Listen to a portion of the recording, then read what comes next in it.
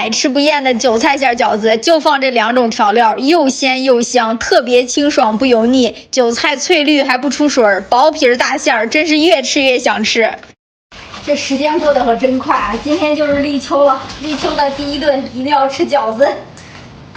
控一下水，包饺子还是先来和面。我们家面粉吃的可快了啊，这又新买了一袋，来点盐，用凉水和面就可以。今天得快一点，我儿子还有半个小时就放学了。下学第一句话就是吃啥？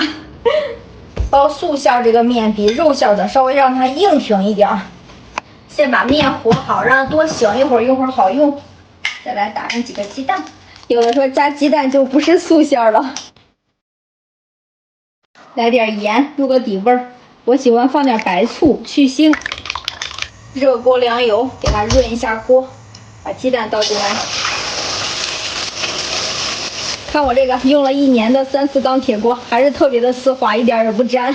用铁锅炒菜还特别有锅气。再把韭菜切一下，包饺子也挺快的。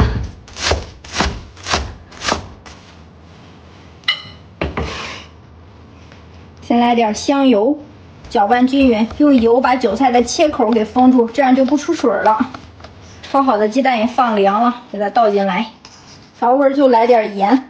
吃这个韭菜素馅就吃的韭菜本身的这个鲜味儿，我不喜欢放太多的调料，就这样简单一拌都可香可香了啊！我每次都这样调，你就是包完它也不会出水儿。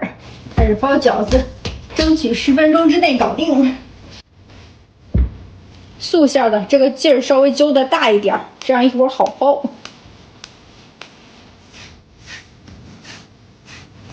干大干薄点儿。包这个素馅的一定要多放点馅儿，还是给它捏盐，尤其是这个素馅的一定要给它包严了，要不然煮开了一煮就是一锅粥。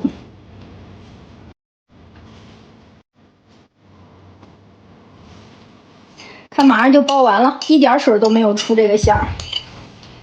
水开一下饺子，搅一搅。素馅饺子煮的时间不用太长了，特别好熟。开锅有个1分钟就可以了。太成功了，一个也没破。看自己和面擀的皮儿，又薄又劲道。大家看一下，哇，怎么样？正好孩子也回来了，开饭开饭。蘸上这个小料汁儿，这样调的韭菜馅儿可鲜亮了。